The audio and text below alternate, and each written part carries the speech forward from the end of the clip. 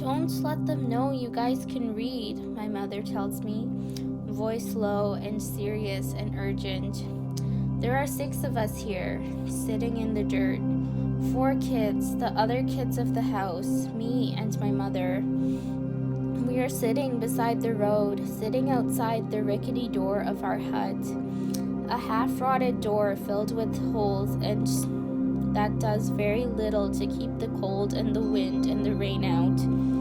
We are practicing our reading and writing skills by etching letters into the dust of the road using a broken pen we found lying by the side of the road. Why not, Mama? I ask, looking at her fearful and tender face. What will happen if they know?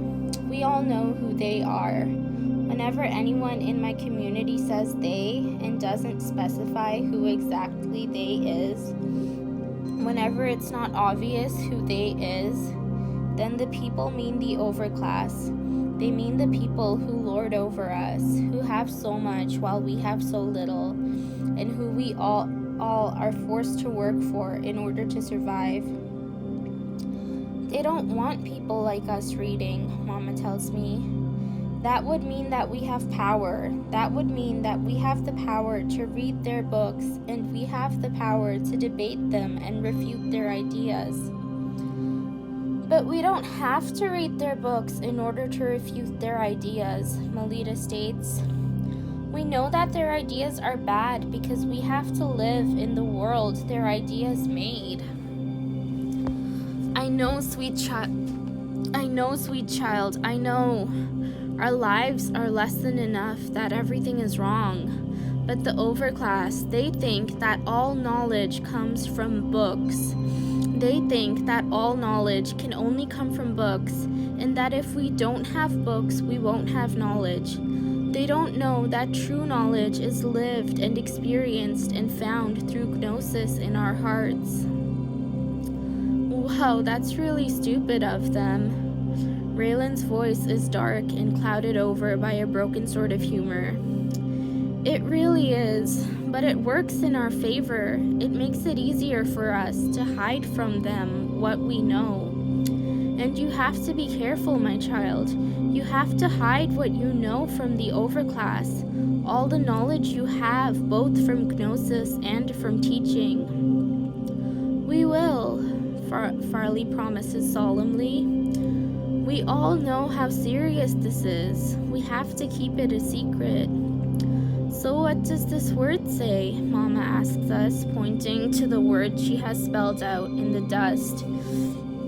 We all take a moment to sound it out, carefully matching the curves and lines of each letter to the knowledge we've been taught over the years. Inspiration, Kaladin speaks out, slight joy in his voice. Good job, my child, Mama tells him. And good job, all of you. You're getting it. Now I'm going to write it into a sentence. Tell me what that sentence is. She uses the pen to write into the dust of the ground. Above us, the sweet sun is still in the sky as it is a summer day, but it is getting lower and soon it will be too dark to make out the words in the dust. So we make the most of the time that we have here. We have been impressed with much inspiration from the novel, Raylan speaks out, carefully sounding out the sentence. What's a novel? Farley asks, her voice tinged with curiosity. It's a big, long book that tells a story, Mama answers. Oh, that's cool, Kaladin states. It sounds like something the overclass would have. It does, I agree. I bet they have so many stories. Our stories are better, Melita asserts. Are you all ready for the next word? Mama asks. Yes, we cry out in a messy unison. We concentrate as best as we can, but our concentration isn't that good considering that we're all kids. Still, we try our best. We all try our best, and we make a lot of good progress. I review many of the words that I already know, and I learned 3 new words. Well, I learned how to spell them. I've known how to say them for a while now. I'll have to knock about the new words in my head. I'll have to think about them and make sure I remember them. Eventually, it is time for us to go inside. And so we filter back into our little hut, which is just big enough for us all to sleep in. The other kids, Papa and Dada, my uncles Chandon and Droman, are already in the house. My daddy is not here, neither is my baby sister. My dad has her and is off somewhere visiting neighbors. They should be back soon, I'm sure. So how was the lesson? Uncle Droman asks us. Oh, it was really good, Dada, Melita replies. I learned three words today, I proclaimed to the adults in the house. Oh, that's lovely, Uncle Chandon responds. What words were they? Impression, revel, and dissemination. That's really cool, he replies. What words did the rest of you guys learn? We excitedly tell them of all the things that we learned. We're children. We might be poor, but we are children, and that means we enjoy learning. It means that we enjoy time spent with our family. And the universe knows that we don't get that much time to spend with them. And though there is so much they can't protect us from, our adults give us chances to take at least a little bit of childhood from the hard, cruel world that we live in. Hi everyone, Daddy calls out as he enters through the door. Little Sulky is in his arms blowing raspberries. Give me the baby, Kaladin declares. I want to hug her. Sorry, buddy, the baby needs to drink milk, Daddy apologizes as he hands the baby to my mother. You'll get a chance to hold her in a bit.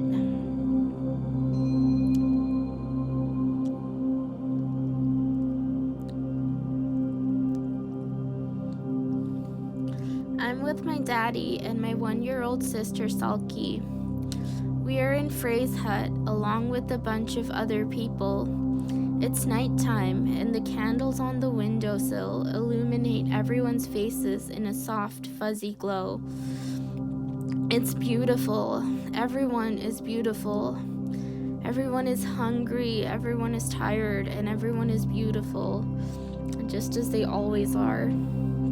It's terrible and it's wonderful, both at the same time, and all I can do is live in it. All I can do is experience it. Gods, I'm so tired, Alimi, who is a year older than me, exclaims. I hate going to work. You guys better tell me. I'll get used to it. I know exactly how she feels. I hate working too. I'd much rather learn words and spelling. I'd much rather tell and listen to stories. I'd much rather play outside with my friends. I'd much rather cuddle with my family.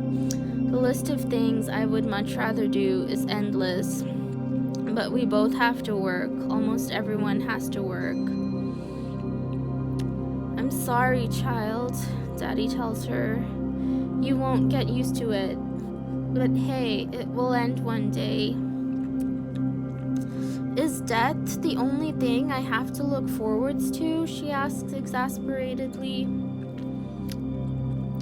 Well, you can find small joys in life too, Diala explains, wisdom in her worn-out voice. You can find joy in all the small moments you have with your people. You can find it in all the strength and the love that we share.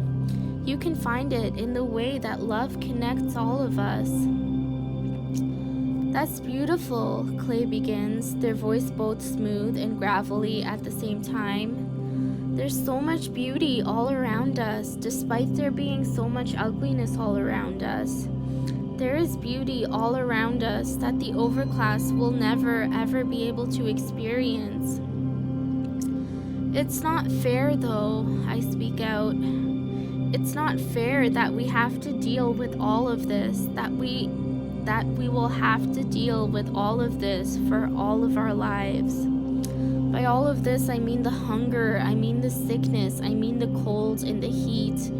By all of this, I mean the work that never ends and drains everything from you. By all of this, I mean the ever-present grief.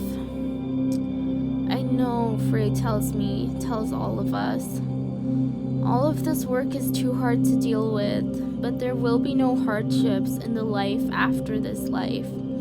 There will only be love, and love is still something we have now. For the sake of the world, for the sake of everyone, we have to hold on so that our people survive, so that we can create a better future. Hi, my sister cries out to me, joy and hunger both in her voice. Her eyes are more world-weary than any child's eyes should be, but she loves playing. Hi, I call back at her. She giggles. We play together for a bit, and it does so much to heal my heart. It does so much to soothe my soul. But it breaks me at the same time. It breaks me because I know there is no hope for her. After a few minutes, she goes to play with Alimi. There are many ways we can help each other, even if we don't have any resources or power, Alive is explaining. There are many ways we can take back our power, and giving each other love, giving each other strength, that's one way that we can do this. And you guys give me lots of strength, I acknowledge to the people around me. When I'm here with you, when I'm here with any of you, it feels as though I'm somewhere where, if you know, even if it's not safe, my soul is safe, and you all heal me. Aw, thanks, Diala Kuz. I feel the same way about you, about everyone as well. Work and everything takes so much from us, Clay states. And this sense of hopelessness, this sense that this is all there is in the world, that takes so much from us as well. But sitting here with everyone, it just lights a fire in my soul that not even the strongest of storms will be able to put out. Absolutely, Alimi agrees. We always love each other. And no matter how much apathy the overclass has for us, no matter how much the overclass doesn't see us as people, they just see us as things to be used, we can still know that we are people. We can know that we see each other as people. We can always remember that we deserve so much more than what they give us, Frey adds. We can always remember that we are so much more than they think we are. We are infinite, each and every one of us. We are all beyond infinite, and we all hold the entire universe inside of ourselves.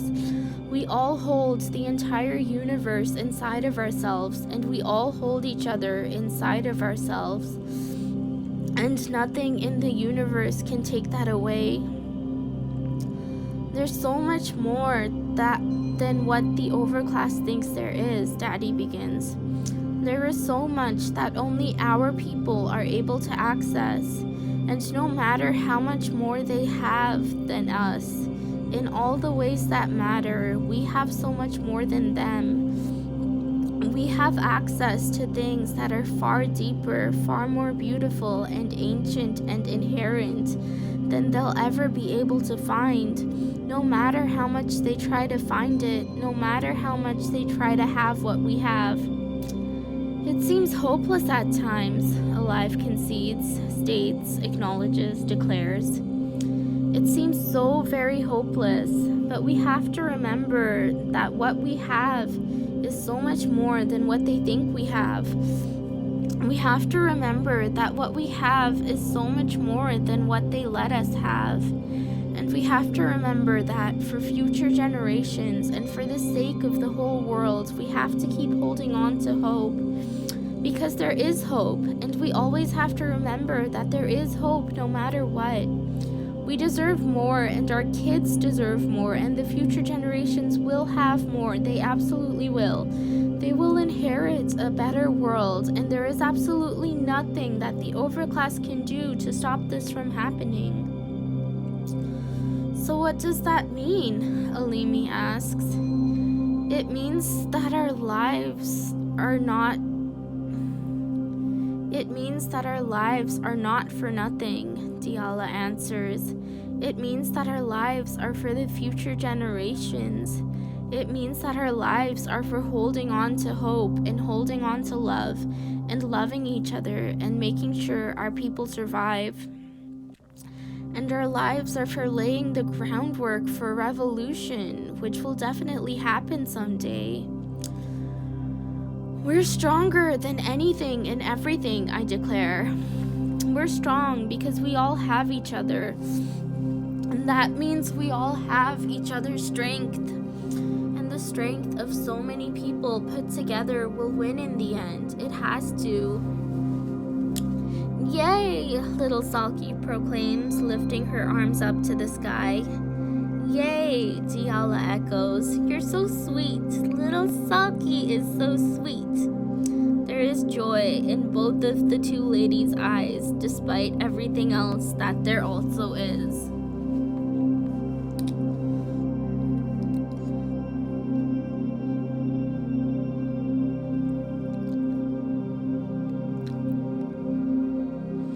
The children in front of me are broken. They are absolutely broken. But they are beautiful. They are absolutely beautiful. I am with my mama and my new baby brother. He's sweet. They are with their moms as well, but part of them is somewhere else. I can see it in their eyes. Their eyes are absolutely haunted.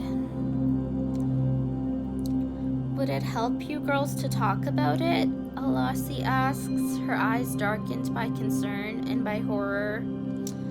I don't know, Kelly starts. She's haunted, but I've never seen her as anything else.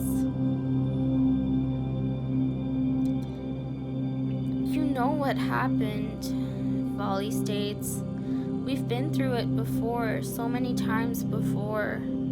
And isn't that the truth? These girls are 9 years old? And they've had to live in the houses of the overclass and be their servants for months at a time and time again, going on for years now. It's horrible and horrifying and not right, but it is what it is. We have to do whatever we can to put food on the table. But still, Volley's mom Kayla starts. You guys just got back. It might help to unload some of the emotions, if you want to, that is. It's just the worst thing. The worst thing isn't even the work. Well, it is, but the worst thing is missing our families. That's understandable, my mom says. You girls need your families. You deserve your families. But that's part of what's so twisted about the whole thing, Volley starts. When we're there, they are our families. They're not our families, and they certainly don't think that they are. But they are our families nonetheless. There is the quiet burning of rage behind her voice, and for that I am so very grateful. She deserves to feel rage. They are, Kelly moans despondently. Because the overclass adults, they're the main adults in our lives, the main adults around us for months and months. And they are the only people we have to lean on and rely on for so long. And we can't even lean on and rely on them, Folly adds. That's horrific. Callie's mom, Amaki, does not have lightness behind her voice. It's all deep, heavy devastation. And I understand why she's so devastated. We can't rely on them, but they're the only ones we have to rely on, the only ones there. Fally's voice is racked. I understand, my mother starts. You guys are children, and as children, you need adults around you. You need adults to be your parents. And the adults that are around you, the adults that are near you, well, they fill that role, whether they want to or not. Whether you want them to or not, they fill that role. I hate being a child, Valley states ruefully. Well, Elachi starts, you guys are children, and you deserve to be treated well. You deserve to be protected. You deserve to be treated like children. I know it's hard, I start, and neither of you guys deserve any of that. Nobody deserves any of that, but maybe it would help a little bit to remember that you guys are loved. You guys are loved so much by all of us back here in the slums. We love you and we think about you and we miss you. We miss you so much. And your parents miss you so much. I'm sure they miss you just as much as you miss them. And we're thinking about you and hurting for you always. We are connected to you always, and you love us just as we love you, and that love is powerful enough to break all bonds. It hasn't broken any bonds yet, Callie replies. We still need food, we still need water, we still need clothes. And that keeps us here, it keeps us here, it keeps us here in bondage, and there's nothing we can do about it. There's no way to break free from it. Not in our lifetimes, at least. I know, but it will. My words carry a soft, tender surety. And we will get our day of judgment. We will get our revenge. And more importantly, we will get our freedom. We have to. I feel it so very deeply in my soul. And I'm sure you feel it so very deeply in your souls as well. It does help, Callie admits, thinking of all of you guys and the love you have. But that doesn't change the fact that it's lonely. It's incredibly lonely. There are people all around. There are people everywhere. Yet none of the people actually care about us. It's incredibly lonely anyways. I know that's too much for anyone to deal with, Calix replies. It's too much for a child to deal with. Elachi passes my baby brother to me, and I put him on my lap, one hand supporting his back. Exami is right, Elachi starts. No matter how unloved anyone feels, no matter how abused anyone is, they always have a community here in the slums. There are always people who love you no matter what. But I understand it hurts, Mama adds, because of course it hurts. It hurts now, I begin, but one day we're all going to be free from all of our hurting, every single one of us. Yet despite all of that, it's still not fair, Folly declares. You're so right, Amaki tells us all. You guys don't deserve this suffering. Absolutely nobody does. Absolutely nobody deserves to go through any of what you guys went through for years. Actually, absolutely no one deserves to go through what any of us went through, what any of us have gone through for years and are still going through, and what we'll go through for years. That's the way of this world, Calix acknowledges sadly. The innocent suffer. One day we will create a world where no one suffers. We all look at each other, and there is a hint of smiling in all of our eyes, a hint of deep darkness and a hint of shining brightness. We will survive. We always do, even when we die. I know that much, and these sweet girls do too. Callie and Volley are here. Wait one sec.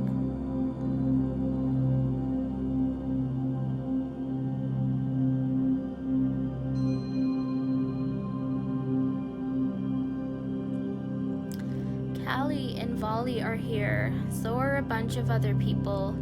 It's the weekend, well, Saturday at least, and that means I don't have to go to work. None of us have to work. Technically, this holiday is the side effect of the overclass needing a day off and not being able to walk around telling us what to do. But it's really, really treasured nonetheless. It's a rare day when we get to spend all of our time with each other. So let's tell a story. Amani speaks brightly. We all agree. We all love stories. They make us stronger. I thought of a story once when I was at the house of my masters. Volley begins.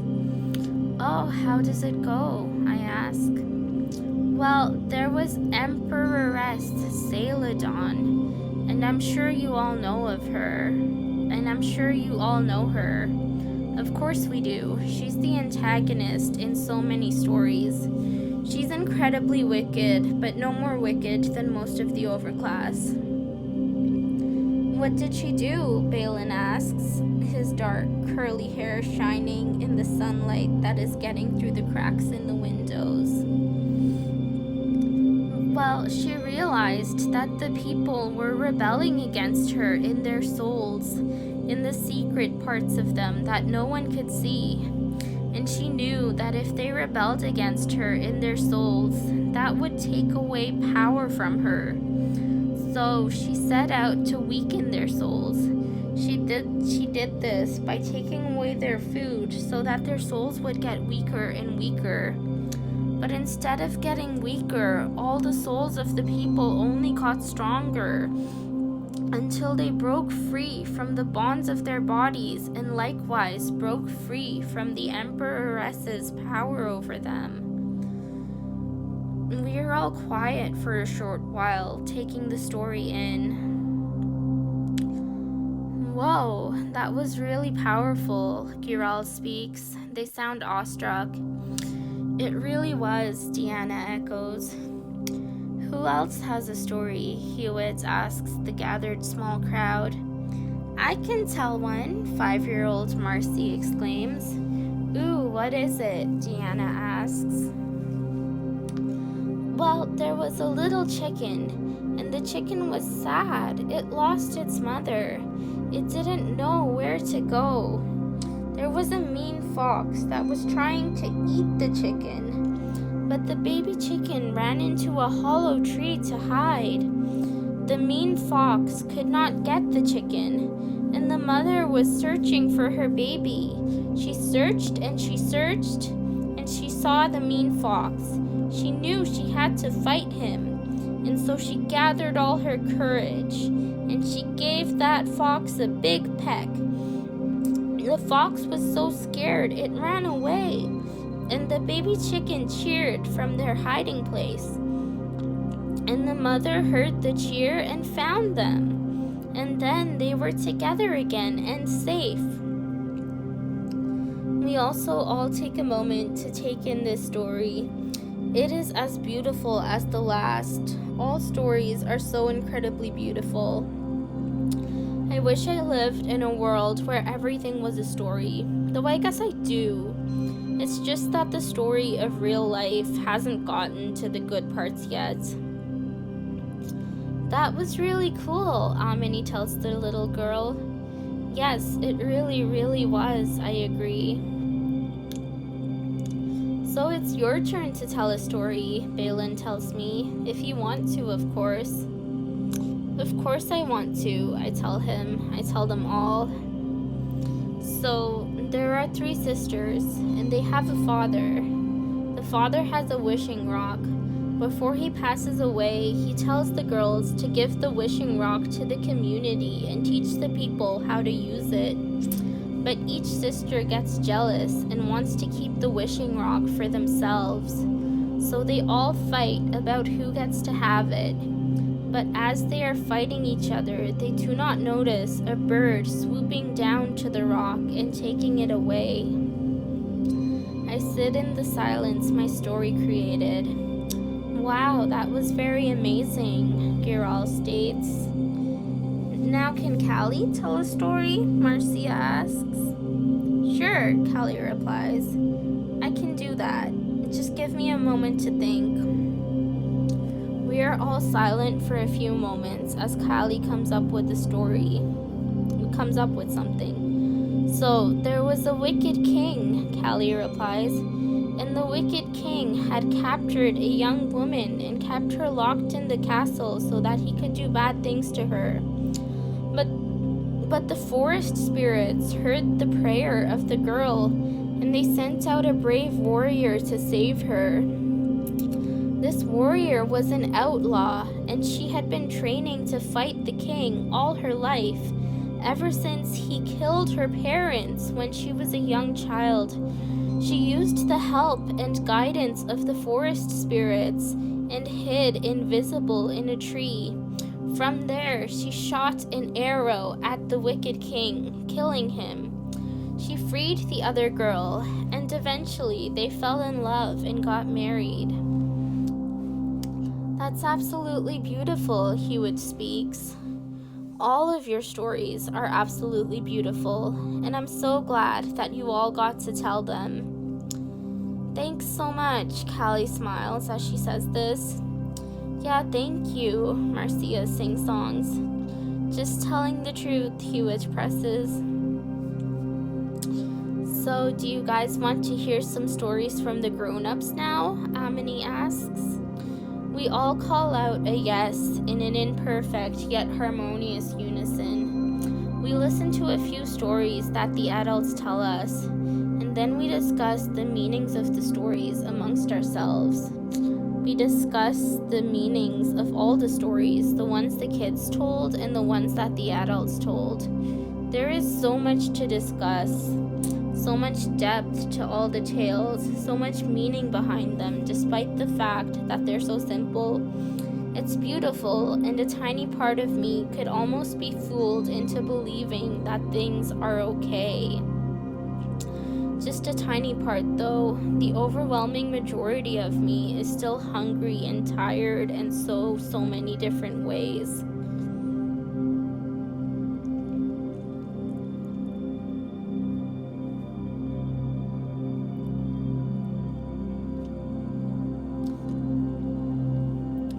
I am walking to work like I have been almost every day for 4 years now. Like everyone over the age of 6 is. Well, technically, I'm walking to the bus stop. There are so very many different bus routes that I have to take to get to work. It depends where I slept the last night and where I woke up in the morning. I mean, I usually sleep at my house, but not always. I stay with the crowd, the masses of people with dead eyes, all trudging towards the places that will consume them for the next 11 hours. The places that will chew us to a pulp and then chew us more, that will suck on our sweat and our blood and our souls until we are left as empty as ghosts, trudging hollow-eyed back to the slums that will breathe life into us. I notice something strange on the ground. I know I have some time before I have to catch the bus, so I slowly make my way to the side of the road to pick it up. It's a smallish rectangle with shiny, smooth leather on the front and back. It looks like a book. I open it up and flip through the pages, so it is a book. That's interesting. I wonder if I should take it with me or leave it there. It's something that belongs to the overclass. It's something that the overclass owns, and I want it. I want it so badly. Not because I want to know about their lives and their world. I already know all that I need to know about them, which is that they could not care less about us. But still, I want to have something that's theirs. I want to taste a part of their lives. It sounds very interesting, and more than that, far more than that, it sounds rebellious. The book is not large enough to fit in my pocket, so I hide it under a pile of trash, and I make a mental note of where I put it. I have to get to work. Even though my hands stink right now, I have to get to work. Because without work, there is no money, and without money, there is no food, or even less food than we had before. I take a deep breath and brace myself for everything that is coming after this. I have to provide for my community. Though I'm only 10, I have to provide for my community. We always have to. We always have done. We don't have the time to be children. We never did. I can't let my trepidation stop me. I can't let my dread stop me. I have to do what I have to do, no matter what I want myself. What were you doing back there? A man with haunted eyes asks me. Oh, I just found a book, I tell him. That's something that the overclass people own. They put lots of words in them. Yes, I'm familiar with the concept. Why did you hide it in a trash pile? Because I intend to get it on my way back from work. I'll bring it home. That's an act of thievery. It's risky. I know it's risky, but I really want to take something from the overclass. I want to have something that they don't want me to have. You better be careful to not get caught. There is deep concern in his dark eyes. There is worry etched over his face. I won't get caught. I didn't steal it out of someone's house or someone's pocket. It was just lying by the side of the road. Someone carelessly dropped it. It won't be missed. Even if someone did drop it, the man cautions, they might come back to look for it later. They might see that it was stolen, and that would put you in danger. They would have no idea it was me, I retort. There are hundreds of people walking down the street. It could easily be any of them. I really don't think anyone would spend that much time and effort trying to locate a single book. Not when the overclass could easily buy another one. That's true, but you have got to be careful. You have got to make sure that no guards ever see you with the book. I will be careful, don't worry. Hopefully this all works out for the best. Yes, hopefully. So what do you think might be in the book?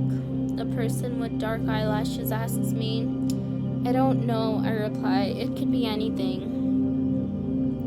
What are you hoping it is? They ask. I hope it's a book about science. Science is very interesting, and I wish I knew more about it. I wish I knew more about it too, they reply. There is a lot of knowledge that the overclass keep to themselves, and that is not fair. But all the important knowledge belongs to us, I add in. All the ultimate truths, the deep wisdoms, and the truth about love, it all belongs to us. You're absolutely right, child. All the important knowledge belongs to us. And no matter what, we will keep holding it. And the overclass will never have even a taste of our knowledge, not with their greedy, greedy hearts and their hardened souls. That's so right. They think they know a lot, but they don't even know what pain is. That's so right. Good luck with your book. I sincerely hope that you don't get caught. I won't, I promise. This promise feels like a lie in my mouth, like a dark and heavy lie. I don't know why though. I know how important it is to be careful with this book. I know how important it is to make sure that the overclass never finds me with it, never suspects that I have it. So why have I found myself not able to make this promise? Child, just please be careful. Their voices filled with doubt and suspicion, and deep, deep, incredibly deep concern.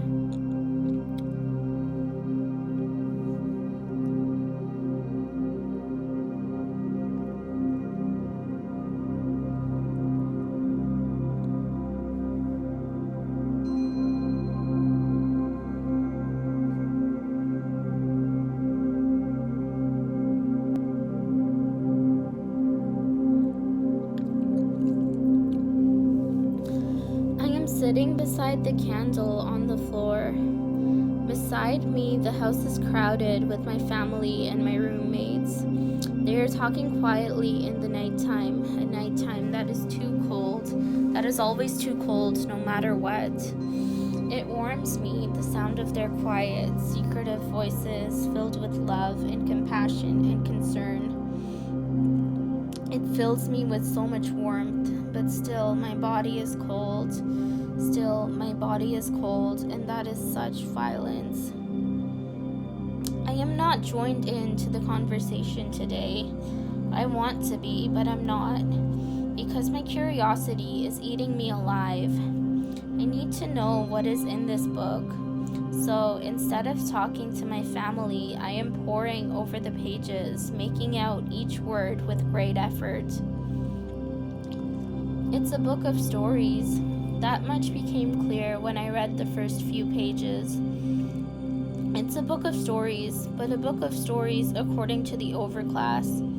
A book of stories that the overclass wanted to share with each other, which means that these stories are not the same as our stories, but they are stories nonetheless, and it feels very rebellious of me to be able to read it. It is disappointing that this is not a book of science. I would have loved to learn about science. My people already have stories. We don't have that much science. But still, getting to have something that the overclass doesn't want us to have is still an act of rebellion. It is still an act of revenge, however small. I turn the page. I turn onto a new story. There was at the time an evil empire stretching across the lands, the book states. An empire which was evil because it did not follow the commands of the great ruler. These first lines are interesting enough, but there seems to be a heaviness behind them. There seems to be a poison behind them. Yet there seems to be clear, fast-flowing water behind them, too. The great ruler had sent down rules for the people, the book continues. But the people of the empire ignored those rules. Thus, them being rulers of the world was a horrible thing. The empire had many people who they held as slaves because they did not follow the great ruler. It was tragic. The empire had many people who they held as slaves because they did not follow the great ruler. It was tragic that they held these people as slaves. What was even more tragic, though, was that the people who the empire enslaved were the people who followed the great ruler. They were the people who glorified and upraised the great ruler. And all these people, they had to do much hard labor that numbed their minds, labor that crushed their spirits. Most of their days were filled with the constant demands of the empire. Now, the emperor had a daughter.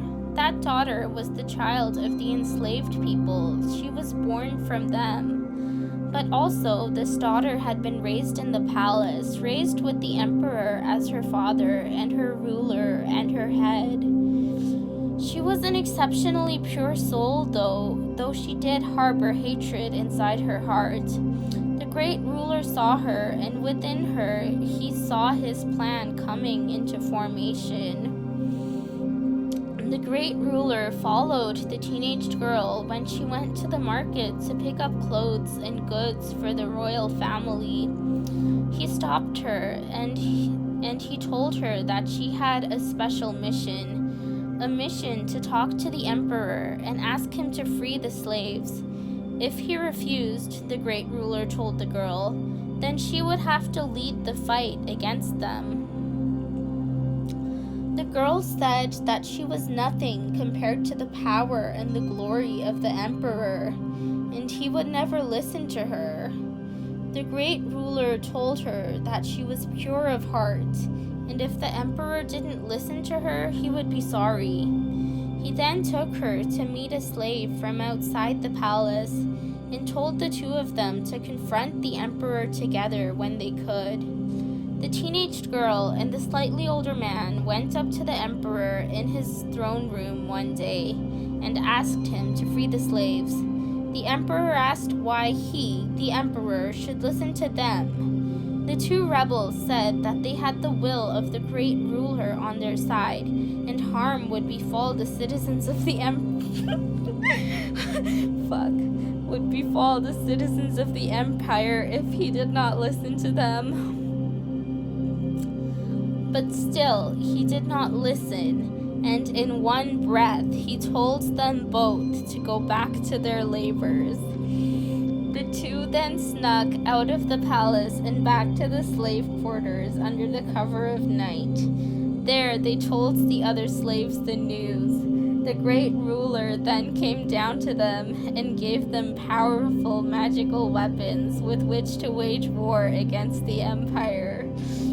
The great ruler also planted the idea in the hearts of the empire's children to fight with the slaves. And so the slaves and the children fought against the armies of the empire together. It was a bloody, bloody battle with many casualties? I don't know.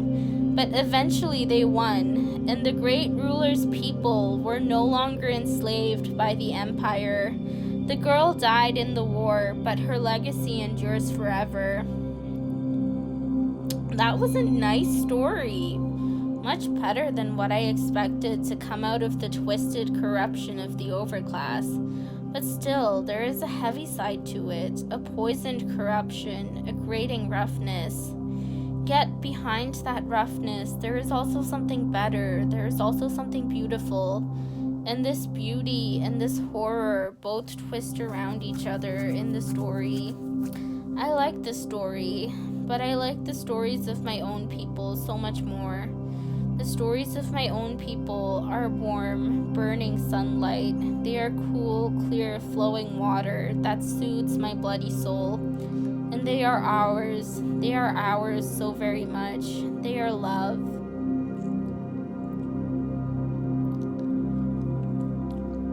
I feel like I am dust and ash and nothing more. Rodley speaks out into the tiny clay room. He's a child, he's a servant, and as such, it makes sense for him to feel like this. No one deserves to be a servant. I know, I reply. I feel like that too. Every day during work, every day after work, I feel like that. And it's absolutely unendurable. I'm so sorry you kids feel this way, Rosalie comments. It's horrible for anyone to feel this way, let alone children. Her dark eyes look so infinitely dark, so infinitely deep under her raven black eyelashes. Though I know how you feel, I know far, far too well. What can we do about this? Clary, an older man, asks. I wish so very deeply that I could take away all the pain everyone feels, and that I could take away all the devastation. I wish that too. Leah, who is in her 30s, agrees. I wish that so very much, but we can't take away everyone's pain. Not yet.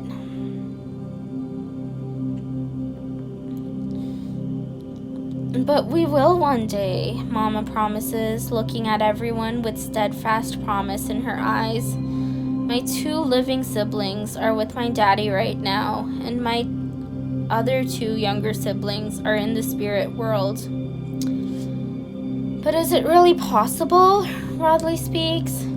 Can we really make things better, or is this all that exists? Is this pain all that exists? Because that's what it feels like sometimes. No, Rodley's dad Darrow asserts. There is truth and purity and goodness and happiness, no matter what it feels like. Those things exist for the overclass, sure, Kulki states, but do they exist for us? I'm not sure that they do. No, I refute. The happiness that the overclass has is a shallow, hollow sort of happiness. True happiness is so much deeper, so much better, so much more real. But sometimes it feels like Koki starts, his dark curls shining softly like a halo. Sometimes it feels like if the overclass doesn't have true happiness, and we don't have true happiness, then who does? I know it feels that way, Clary starts, but you have to have faith. You have to have faith that true happiness exists. You have to feel it in the depths of your soul. I know you feel it in the depths of your soul. Even when you don't think that it's real, the true depths of you know it is. But how can we get rid of this feeling? Rodley asked desperately. This feeling that there's nothing more than this society. Remember the story of the burned woman? I ask him. I do, he answers. Perhaps we are all burned down, and we are all her heart. And as her heart, we have to live on. The core of who we are always lives on. I want to hear that story again, Rodley states. Maybe hearing it will help me, even if it's just a little bit. That sounds like a great idea, my mama agrees. Who wants to tell it? I think I could probably tell it, Rosalie speaks, since I heard it only a few days ago. We talk amongst ourselves for a bit and then come to the agreement that Rosalie should tell the story.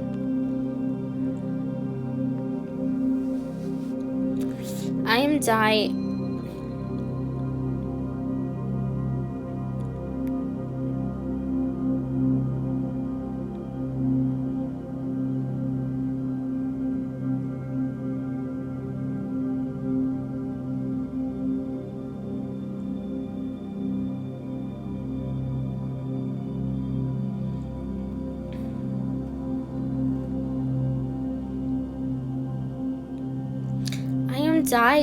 I am always dying. But right now, I am so drowning in poisonous, corrosive death that overcomes every part of me.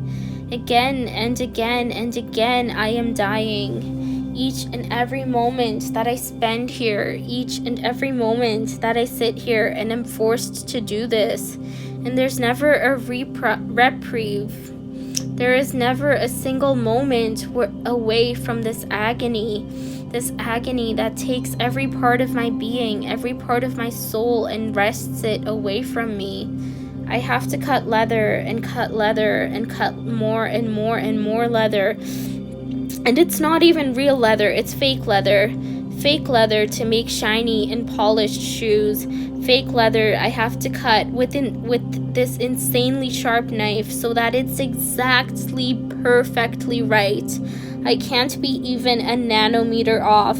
I have to follow the pattern exactly. I have to be absolutely perfectly right. Absolutely perfectly perfect. Well, I don't have to be perfect. I have to do perfect. My work has to be perfect, and that's so much worse. That's so much worse than having to be perfect, because right now, who I am doesn't matter. Who I am doesn't matter at all. All that matters is this work that I do. All that matters is these many, many pieces of fake leather. All that matters is these shoes. And I'm not a person. I'm not a person. Not right here. Not right now. I am simply a job that has to be done. I am simply a machine that has to work properly. I am simply an instrument to cut fake leather with. And I can't stand it. My soul is being drained from me and is being collected into pieces of soft brown. I'm not a person, and my soul is being ripped from my insides, and I'm gone, I'm going to be gone. I have to concentrate entirely, perfectly. I have to shred every part of my mind, every part of my brain, until I am honed entirely on the task in front of me, and on all the misery that is being caused by the task in front of me, all the screaming misery. I feel like there are knives cutting into my mind, cutting away all the parts that make me who I am. But there's nothing I can do about it. I can't take even a moment's rest. I am exhausted on a level that's much deeper than bone deep. I am exhausted way past my soul. The exhaustion runs deeper than the sea, runs deeper than the sky, and it pulls me down, pulls me down, pulls me down. But I can't let myself get pulled down. No matter what, I have to keep working. No matter what I want, no matter what I need. I don't want this, I don't want this, I don't want this so very much. But I have to keep doing it and keep doing it and keep doing it. Because to stop would be to die, to stop would be to starve, to freeze, to not have any of the basic necessities that all people need. To stop would be to starve my family, to starve my community. I don't have the choice to stop. I never did. And so I have to keep going fast, fast, fast, fast, fast, fast, fast, unimaginably fast, inexpressibly fast. And it's so violent, this mind-breaking pace. It's so unbelievably violent, as if I am immersed in ice, as if I have been immersed in ice for hours on end without a break. It's so violent, as if everything all around me is desperate, anguished screaming. As if everything inside me is desperate, anguished screaming. It's so desperate. It's so desperately terrible. Again and again and again and again and again and again and again, I have to do my same precise movements again and again, and horrifically, unbearably fast each time. Precisely, entirely perfect each time. It siphons all my energy, but it siphons more than my energy. It siphons my entire personality. It siphons everything I have, everything I am. Desperately, desperately, with everything I am, I have to keep going. This existence is not existence. This life is not living. It is one torturous, painful death after another. And yet it is the existence I have to live through again and again and again, day after day after day after day. I am desperate, desperate enough that I have to immerse myself in this ice water until my bones are frozen. I wish so very desperately that I was doing something else.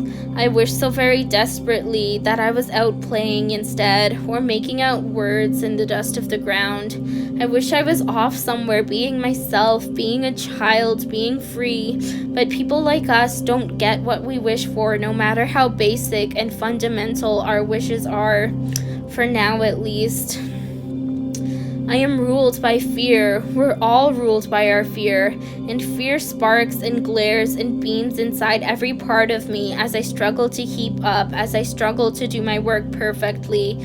Fear flashes through my experience, my existence, like a constant blazing alarm, like a whining and wailing siren bursting my eardrums. It flows into and mixes with every other emotion that's already inside me, all my emotions melding together to create a horrific abomination that I have to be drenched in. This is what I have to do every day, and the hours melt together. Time seems to have slowed to a crawl. These many hours feel like many lifetimes. They always do. I am so desperate for it all to be over, and my desperation makes it even harder to bear, makes it take even longer for all this to be over. It's a cruel trick of reality, incredibly cruel. I am a ghost, I am a ghost, I am a ghost and nothing more. I am definitely not a person, definitely not a child. I have never gotten the chance to be. I have never been allowed to be. I have only ever been allowed to be completely and utterly shattered in each and every aspect of my being. I don't have a choice. I never did. None of us ever had a choice in all of this horror. I am a ghost.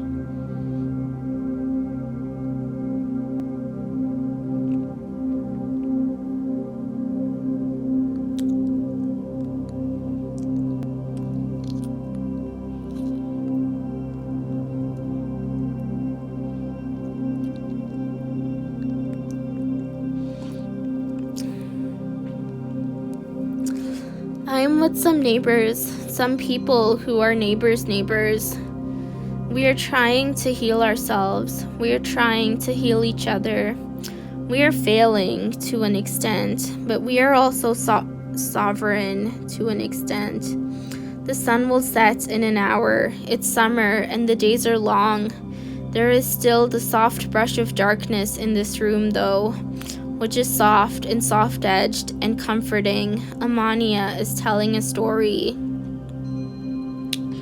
The Emperoress is a greedy and power-hungry being. She wanted all the wealth that the people could generate, and she sought to get it in whatever way possible, no matter how many people she had to destroy and step on in order to get there.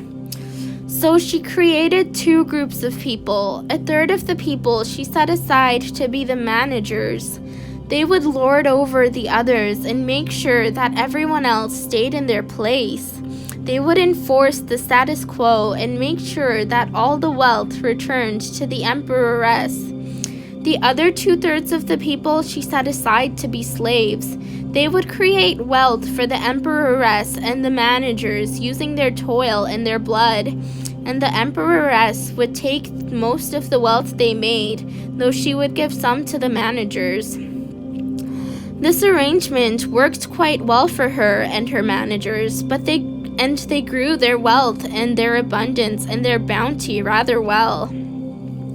The Emperoress had a great, big, sprawling house, and she filled it with many, many beautiful things that she got from the work of the slaves. But she needed someone to clean this vast house. She thought about getting an adult slave to do it, but she decided that adult slaves were too rebellious and could not be trusted around all of her valuable items. So she resolved then to take a child from among the people and raise it in her vast house and train it to obey her and be loyal to her. So she took a child from the people, a little girl who missed her parents and siblings dearly. She lorded over this child, being the main adult in her life, being the closest thing that the child would now have to parents. The girl was very miserable indeed, but she did all of the work that was asked of her, for what other choice did she have? The child grew into a teenager who hid all of her rebelliousness deep inside of herself. She had hatred in her heart for the Emperoress, but she also had a strange sense of love for her as well. But far more than that, she loved her own people. She loved the slaves from whose midst she was taken from. One day, she was off getting things from the market for the Emperoress. There, she met the Great Mother. The Great Mother welcomed the broken girl into her arms. She then told the girl that she was the one who could stand against the Emperoress and free her people. The teenager told the mother that she was no one compared to the Compared to the Emperoress especially, she was no one, and she could not do the task. The mother promised her that she was so much more than she thought she was. The mother then took the girl to the rest of the people. There, they all talked and decided that a boy a few years older than the girl should go along with the girl to confront the Emperoress. All the people gave the two youths their prayers and blessings and sigils of protection and bade them to have a safe journey. They got back to the Emperoress's mansion, and they stood tall and strong in front of her throne room. There, they looked the Emperoress in the eyes and demanded that she free the people. This, of course, she did not do. She told them instead, in one breath, to go back to their work. When the people refused to do this, she called the police to come and arrest them. But the police were too afraid of the act of bravery and rebellion that the two youths had just showed and would not do this. And so the two went back to the people. The Great Mother went to the people and gave them weapons with which they could wage war against the managers and the Emperoress. Now that the people had weapons too, they were powerful against the managers. They outnumbered them 2-1 and were equally armed. They waged war, servants and industrial slaves and agricultural slaves and slaves of all kind. The war was brutal. It was bloody. All wars are brutal. All wars are bloody. But sometimes it is worth it, fighting for the sake of the future, fighting so that future generations have a better life than us, so that they do not have to go through the same hardships and the same heartbreak that we have to go through. Safeguarding the future takes sacrifice, but it was sacrifice that the people were ready to make, that they wanted to make. After all, the emperoress needed very badly to be stood up to be deposed, and so the people fought in the war.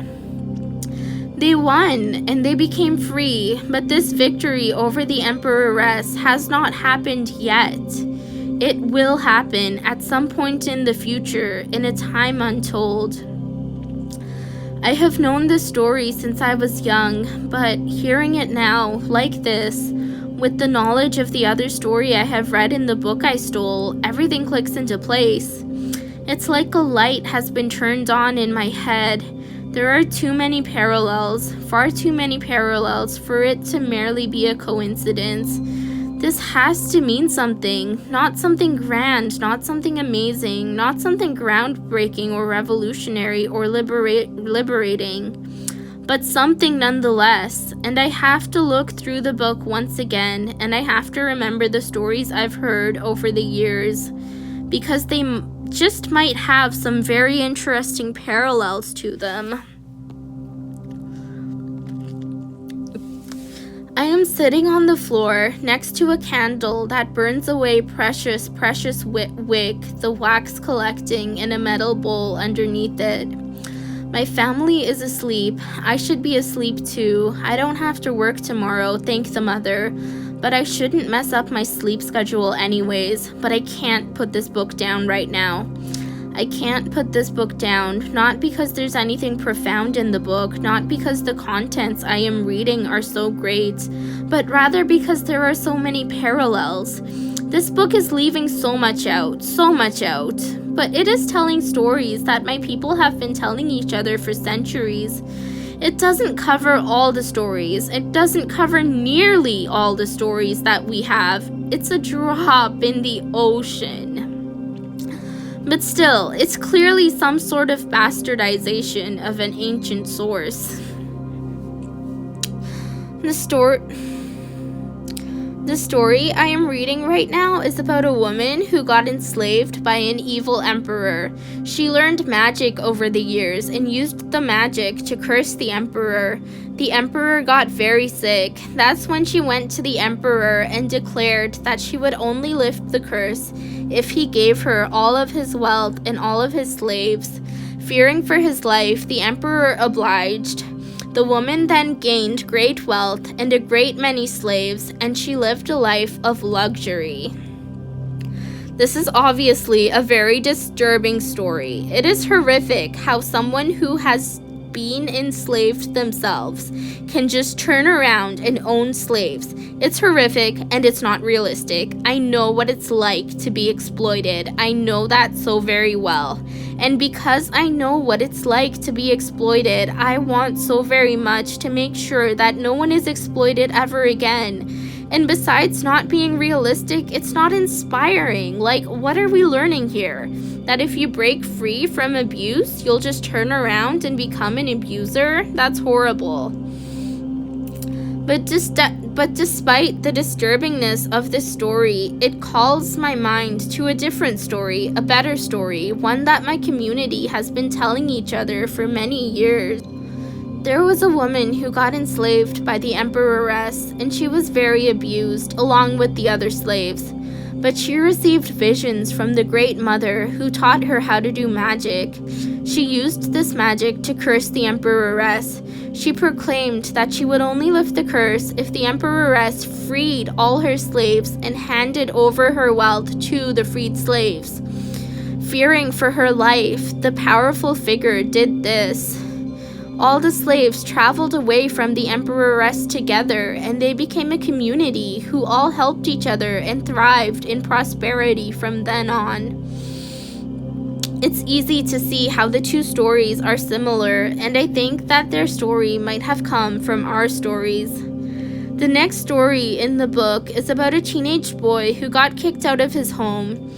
He was living in the streets for many months, begging people for money since he was too young to legally have a job. Which sounds like a great law to me. I'd love to have some semblance of a childhood. But anyways, he was going around asking people for food one day. Most people denied him, but one kind woman gave him food and took him in to be her son. He was very grateful for the help. They decided together to burn down the houses of everyone who denied the boy help. This story is a lot better, a lot kinder, a lot more satisfying. I like the message that it sends, and yet I don't think it does enough to clarify what exactly that message is. The text is worded as if the problem in this story, the main antagonist, is the child labor laws and not the inhospitality of the people. It makes it seem like that if this child was allowed to work, everything would be okay, which is not true at all. Children should not work, they should have childhoods. But once again, it brings up a story that I remember from my community. This is the story of two children who were 13. They were kicked out by their parents and had to make their own way in the world. Their parents had abused them, so it was almost a blessing that they got kicked out. They tried very hard to find a job, but they could not find one. They also tried to find a place to stay, asking everyone if they could stay with them. Everyone said no, but one kind lady said yes and took the siblings in. The new family discussed how cruel the other citizens had been. The mother was so disturbed that she burned the houses down of everyone who had denied her children shelter. This caused the family to have to flee the city, but they made a new life out in the countryside. The next story is about a handsome young man who was chosen by the great ruler to carry his message and teach the new generations the rules they were meant to follow. The great ruler gave him a special box and told him that great treasures lay within the box, but he was only to open it when the ruler said. The man waited by the side of the road with his box for many hours, but when he saw a very beautiful woman walking down the road,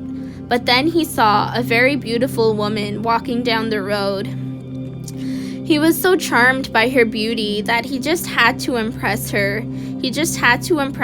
So he went up to her and opened the box, showing her the treasures that lay within. The two then got married and lived a happy, wealthy life. What? So the man literally just disobeyed the great ruler, the being who these stories hold as so special and so treasured, and this act was not condemned? This doesn't even make sense within the context of the stories of this book. Well, anyways, the version of the story that my people tell makes more sense. There once was a lecherous and self-important man who was held up by the community as a great figure. The great mother wanted to knock him down a peg, so she gave him a promise. She told him that she would give him great knowledge, but only if he waited for her to tell him when to open the box. She gave him a golden box, which was very heavy, and told him to wait. So he did wait. That was until he saw a beautiful woman coming down the street. He wanted to impress the woman so he could lay with her. He thought there must be treasure within the box and opened the box to show the woman the treasure inside. She did lay with him and he was happy, but then the great mother came to him and told him that he was not worthy of receiving the ultimate knowledge. This story at least saw the man get what was coming to him. Then there is another story in the book. This one reminds me of one of the first stories I ever heard.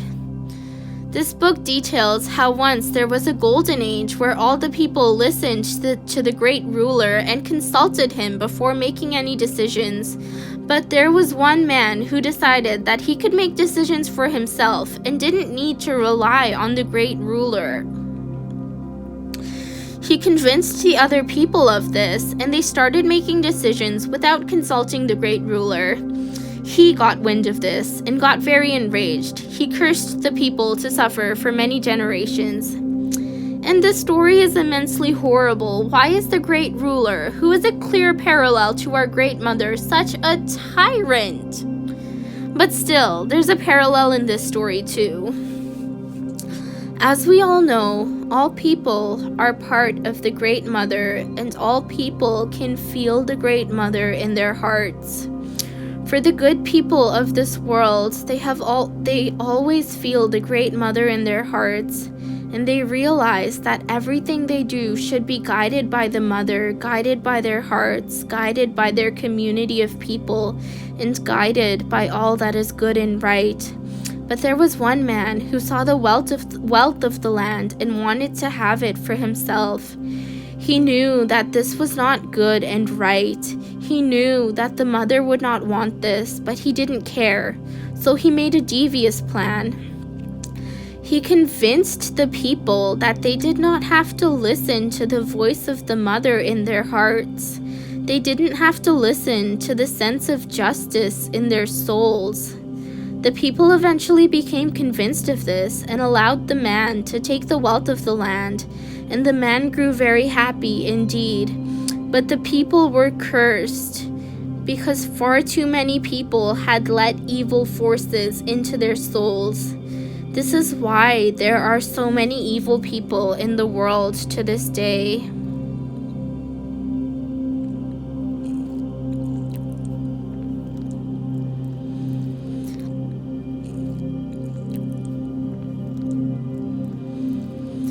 It is a Sunday. I am reading by the window. I am immersed in this book because it proves that the overclass once knew of our stories, well, a few of them at least. If they once knew of our stories, that means that maybe, just maybe, they can be reminded, and maybe, just maybe, they can be saved. I know this is most likely a useless dream, but still, one can hope after all. And this is giving me a strange sense of hope. I am by the window because I need light in order to read, but I make sure that I do not get too close to the window, as that would be incredibly dangerous. We don't want any guards coming upon me while I am doing this. But still, I need the light, and I trust myself to stay careful. My mind is whirring fast, whirring gloriously, trying to find every single word and line that tie these stories into our stories, that hints at something more.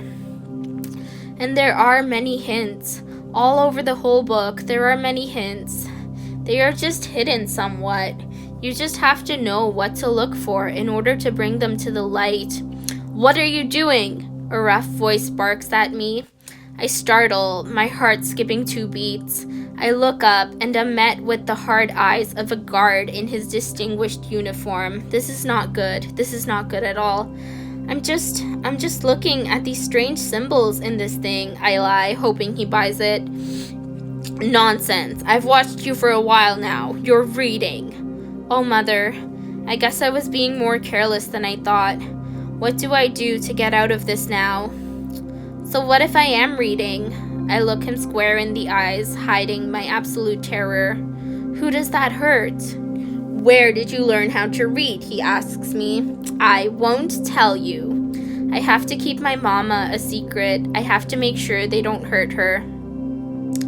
People like you shouldn't be reading. You have work to do. His voice is rock hard and filled with hatred and disgust. It's Sunday. I don't have to work today. I riposte back at him. It's my day off and I can do what I want. That doesn't mean you can read, he barks back at me, hatred in his eyes. Talking back to him is truly wonderful in a strange way. Yes, I know, I'm probably digging my grave. And yes, I am scared, so very scared, but at the same time, this is incredibly intoxicating, incredibly empowering to stand in front of a guard, a member of the overclass who could easily kill me, and pretend that I have no fear. Why not? I demand to him, my voice hard with determination and full with the sense of love that never leaves me. Because, you beast, you won't understand what's written. Books are complicated. They are hard to understand. And if you don't understand them, that's very dangerous, because you will come to all the wrong conclusions. It seems that you guys are the ones who don't understand these stories, I counter back at him, putting on a brave face. It's clear that this book is completely wasted on the likes of you. What do you mean by that, you vermin? The guard demands. You better rein in your tongue before it gets you in more trouble. These stories, I begin calmly. The stories in this book, most of them would teach people to be kind towards other people. But your people are not kind. Your people are exploitative and greedy and cruel. And if you understood this book, you would not be. I let my voice flow smooth and clear. You absolute vermin, the guard shouts. You have a lot of nerve. You have a lot of nerve. What's in this book that you were so entranced by? Just stories, I reply. Stories that you and your people clearly don't understand at all. Give me the book. I have to look at it. I won't hand it over. It's mine. It's yours? His voice is incredulous. Like hell it's yours. You probably stole it. Who in their right mind would give you a book? I found it on a pile of garbage, I lie. Clearly, it had been thrown away by whoever had it last. And so I took it with me, and now it's mine. What book is it? He is growing more and more frustrated by the second, I can tell. He's definitely not used to a person from the underclass talking back to him. I don't know why I'm talking back to him, but there is this strange sense of bravery that has overcome me. I still feel fear, I definitely do. I still know that I'm digging my own grave, but at the moment, for some strange reason, I don't care. It's called the Compendium of Life, I tell him, and I understand it perfectly fine. Like hell you do! Who could have thrown away a copy of the Compendium of Life? You've got your hands on a very powerful book, you brat. You've got your hands on a book the likes of which you and your people will never understand. You're wrong. I'll prove it to you. Come to the House of Life and you can talk to the great scholars. When you talk to them, you'll see how little you understand and how much they understand. Bring it on. I clutch the book hard in my hands as I follow him, of my own accord, out the door and down the broken, dusty street. We get into his car, and the door locks, keeping me in. I'm in the back of the car, where there are no seats, just a metal floor that I have to sit on. It's dirty, and there is a tough plastic separating the back where I'm sitting and the front where the guard is sitting. The seat he is on looks very soft. I hold my anger inside. The car speeds to life, and I feel as though I am leaving everything in my life behind. But I also feel as though I am taking a stand for my people. I pray to the Great Mother for her strength and her guidance, and she envelops me in her soft embrace, filling me up with a sense of war-addled peace. Whatever is coming next, I can take it. I have to take it, even if I can't. We drive past the slums that form all that I know. We drive away from the industrial belt that houses all the factories and plants and refineries that tower over my people's lives. We drive into a strange place, a place with paved roads and large houses and large yards with green grass and beautiful flowers and metal fences. This is so much stranger than anything I've ever witnessed before. I knew that the overclass lived like this, but seeing it in person is something else entirely. It's beautiful, and it is so deeply disturbing. We drive over the paved roads and stop at the gates of a tall and strange building. It is far larger than any of the buildings I have seen before, and there are all sorts of shapes and patterns jutting out all over the buildings, as well as as well as the figures of what seem to be angels dressed in ostentatious and grand clothes that angels do not really wear. There is colorful glass on the windows. The whole structure is almost too much to take in at once, though I can tell that it's a very important structure to the eyes of the overclass. That must be why they made it so grand. "Come on," the guard barks at me, opening the door and grabbing my wrist. He drags me out of the police vehicle and drags me up the large stone steps of the building. There are many of these steps, and the guard is going so fast that I stumble a few times.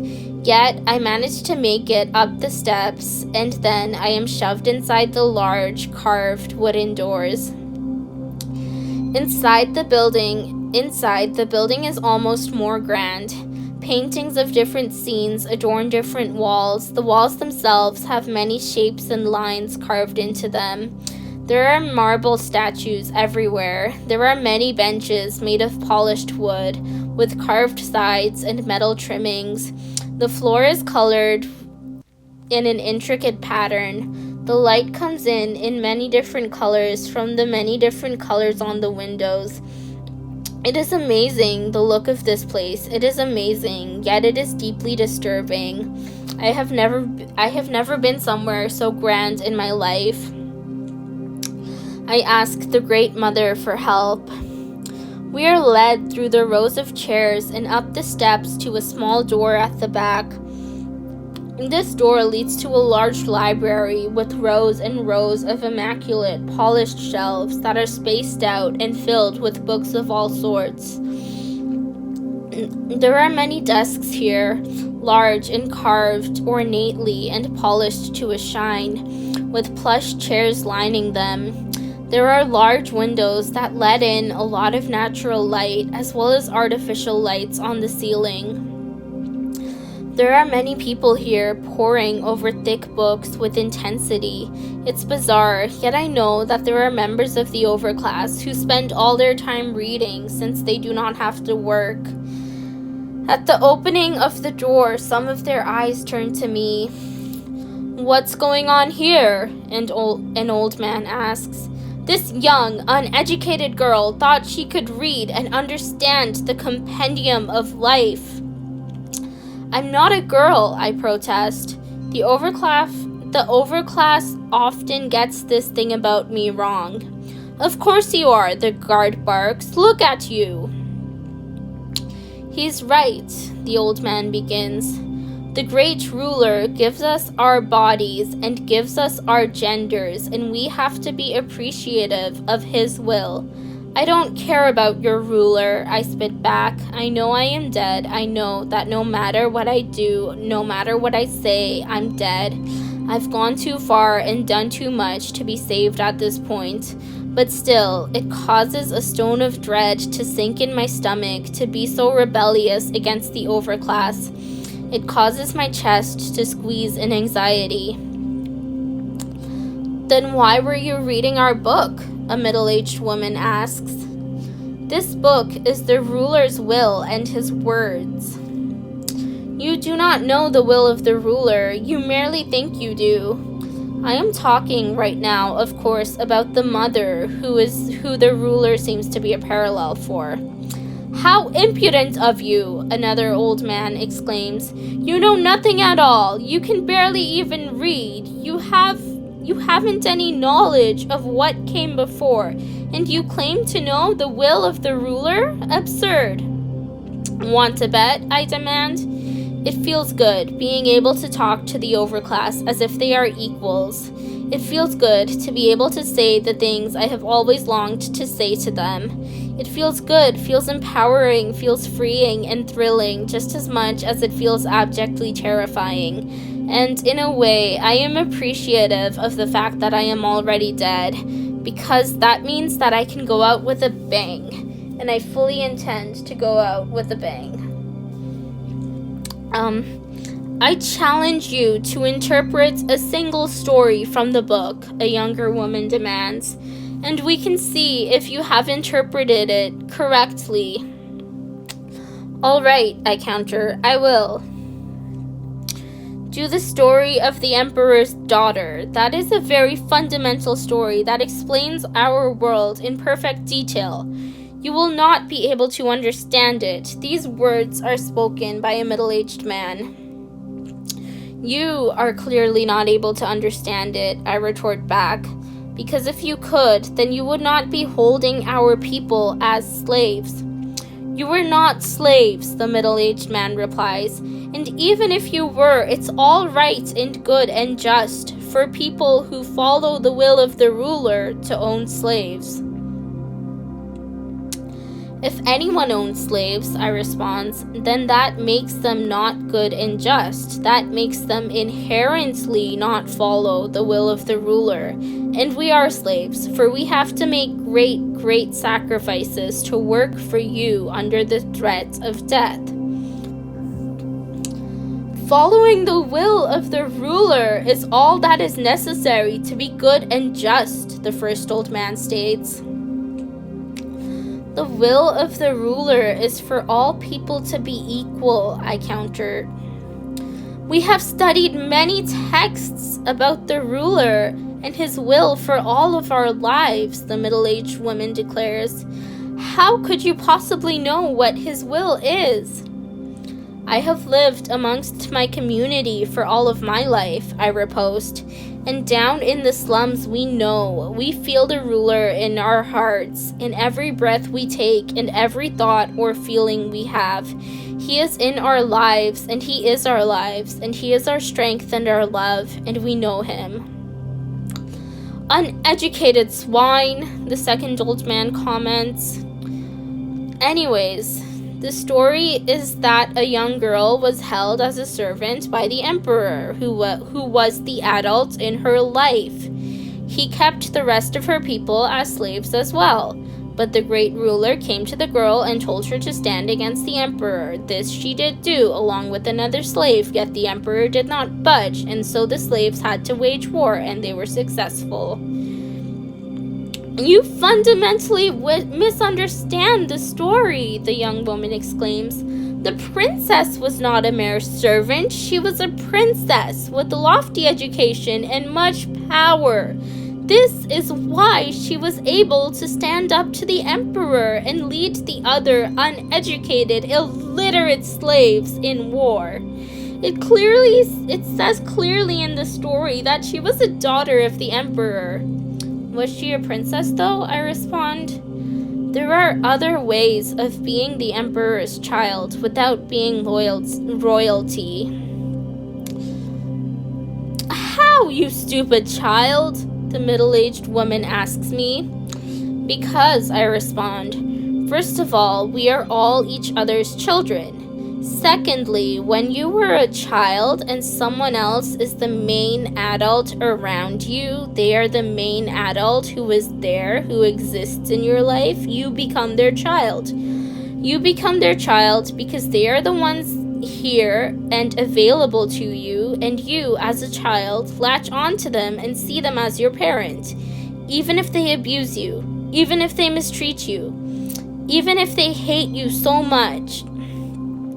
Even if they are the main adult around you, then you will latch onto them and see them as like a parent, and thus you become their child, even if you were an abused child.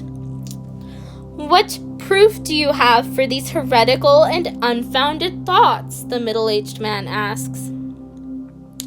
The servants who go to your houses, the children who you use to do all your domestic labor, they are isolated from their real families, and you and your people are the only adults around them.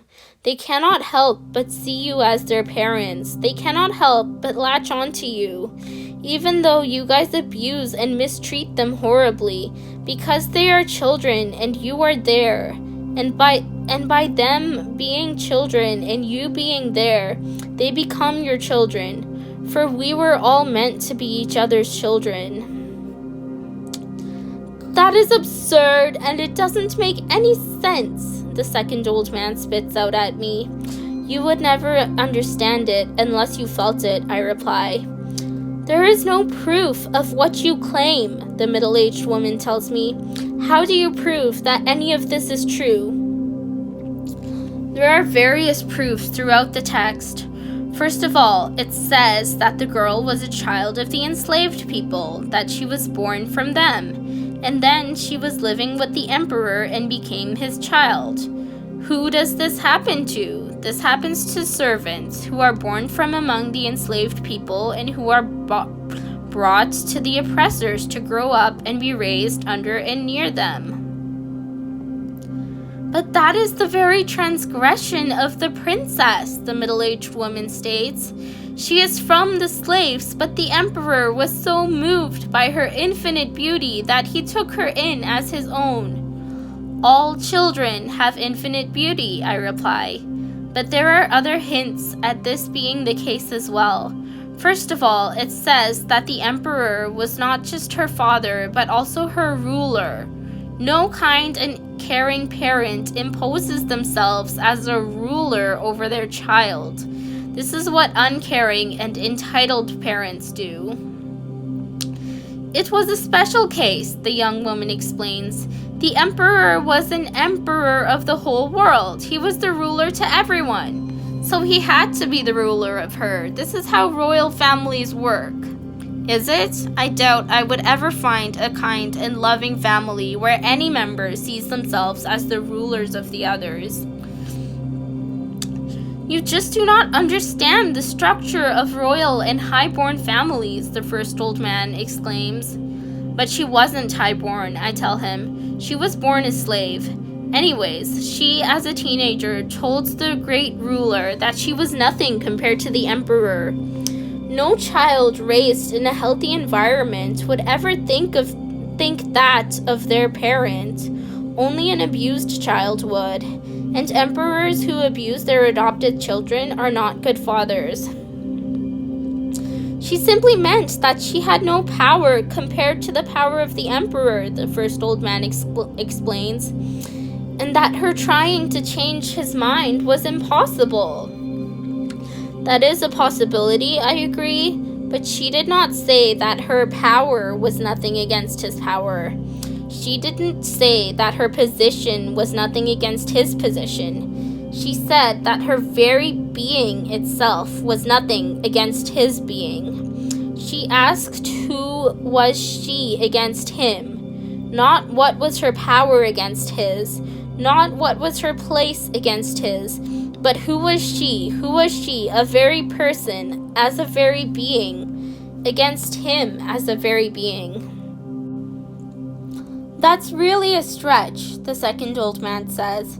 She simply meant that her position was nothing against his.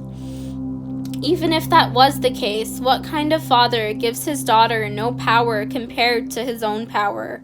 What kind of father does not even listen to his daughter's words? You simply do not understand what it was like at the time, the middle-aged man presses. I do understand, I respond, because those times were a mirror to our times, and our times are a mirror to those times. Anyways, another piece of evidence is that the emperor says in the same breath for both the girl and the other slave to go back to work. Now, in any society, and according to basic logic, the work that slaves do is very different from the work that respected citizens do. For the emperor to tell both slaves to go back to work at the same time in the same breath without distinguishing one type of work from another, that really indicates that the type of work that both slaves were doing was similar. It was both slavery. That's a reach, the first old man tells me. Both of them were told to go to work in the same breath because both of them had work to do. But of course, the work that each one had to do was different. If it was fundamentally different, then the emperor would have unconsciously made a distinction between the two types of words. But he did not, meaning that the type of work they did was similar, meaning that everything that go back to work entailed was similar for the two slaves. Psychologically, that would not happen. The emperor would not talk as if there was no distinction between the work of the two slaves, if there was an important distinction. You are pulling ideas from thin air, girl, the middle-aged woman tells me. I don't comment again that I'm not a girl. Calm down and look at it through sober eyes. If you can, that is. I doubt you have developed the capacity to. Exactly, the second old man agrees. It's possible to tell two different people to get to two different kinds of work, to get back to two different kinds of work at once. It is possible, but it's unlikely, I counter. If the two different types of work are inherently different, then anyone would make a distinction between the two in their mind, and that distinction would show up in their speech.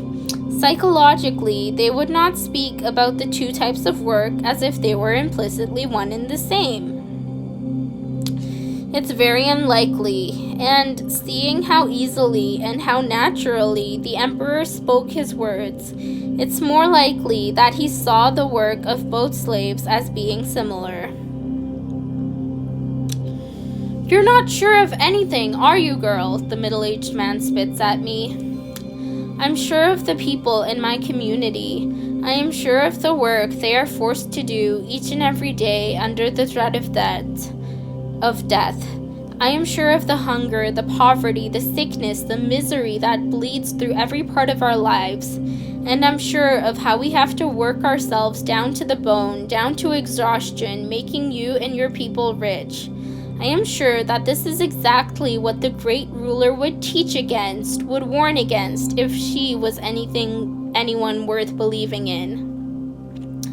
And I know the toil and the isolation and the abuse and the misery that your servants face. I have seen them and talked to them and cried with them. They are part of my community and they are devastated, so completely devastated by what you do to them.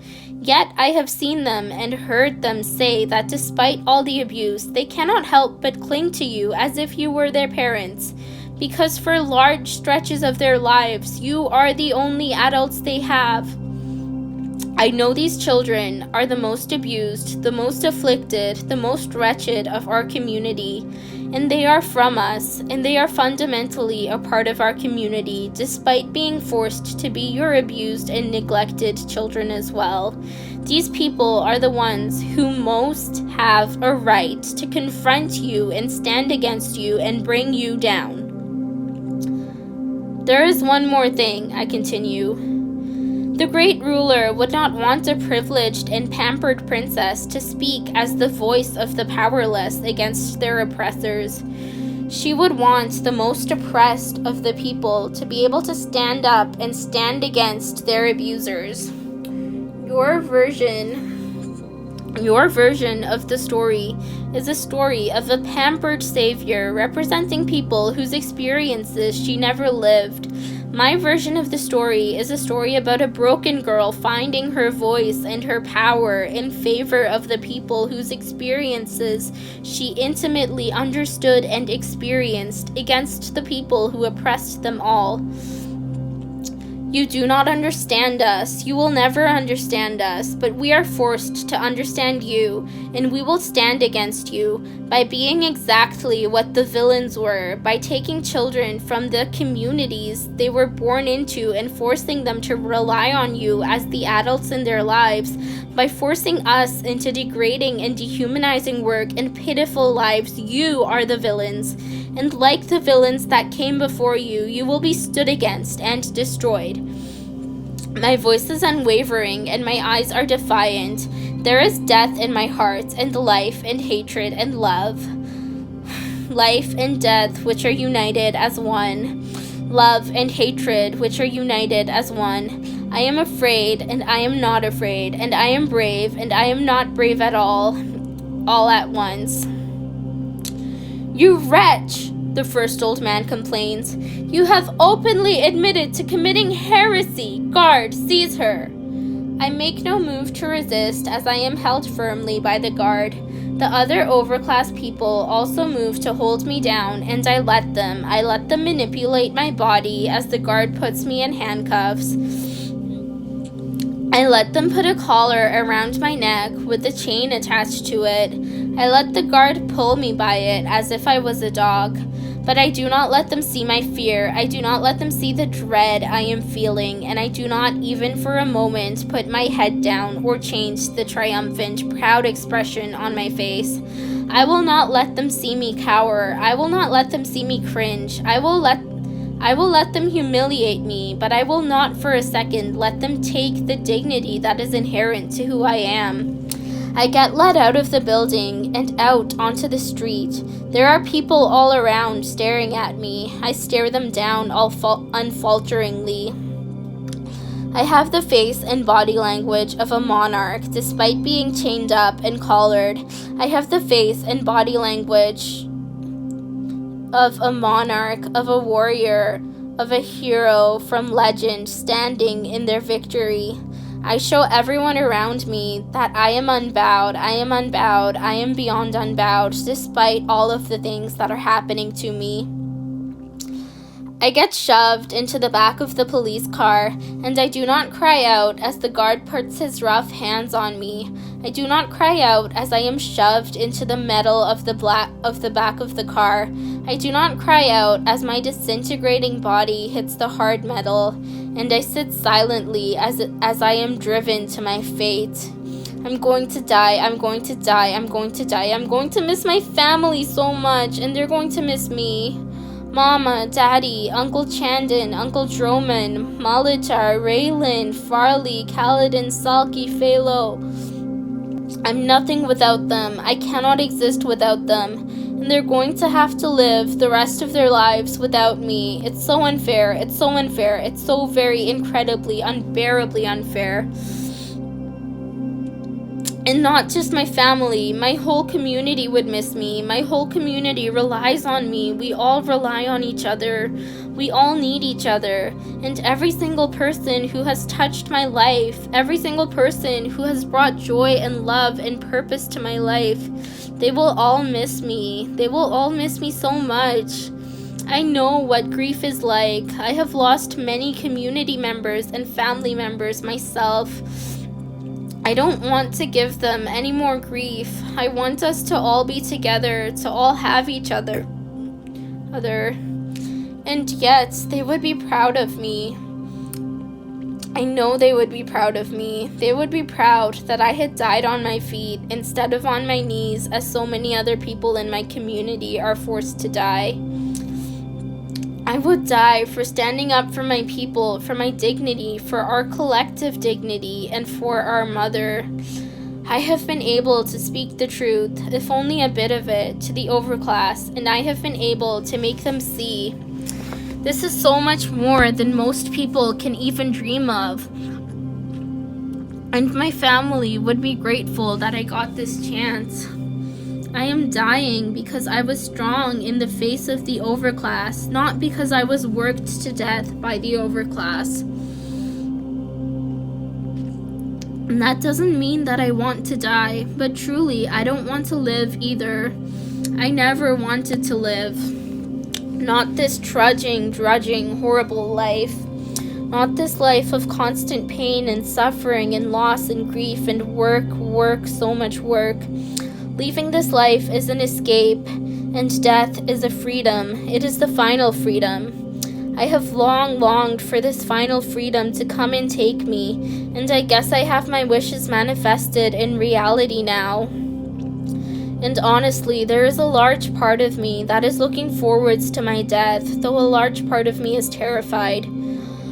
But my family and community will miss me so much. They'll be proud of me. They'll be relieved for me. They'll be happy for me. But they'll miss me so much. And that's not fair. That's not fair. But no matter what, I am going to go down with dignity. I will die on my feet. And being able to die on my feet will make my death worth it. Worth it for myself and worth it for everyone who has ever loved me. We drive to a place that is full of tall glass buildings that stretch up and up to the sky. There are streets all around me and false, glowing trees. I am yanked out of the vehicle and pulled into a stage in the middle of a large square. This stage is really ornate, made of carved rock in flowing and swirling patterns, the stage floor itself rising and falling like fabric in the wind. There are seats in front of it, and about a third of those seats are filled with people. The chain on my collar is tied to a metal post. If it can be described as a post, it's so twisting and curving. I stand there and I look over the crowd. The seats are slowly filling up as I am standing on my feet on the stage, looking out, undaunted. The seats are slowly filling up until they become full. Everyone looks at me. I have all their attention, and I know what I must do now. I tell a story. In the middle of the story, a pair of guards walks up to me and tells me to shut up. The crowd boos them down and tells them to let me finish. After I am finished, I am shot in the head. Everything is burning pain, and then there is no pain at all. I find myself in a meadow.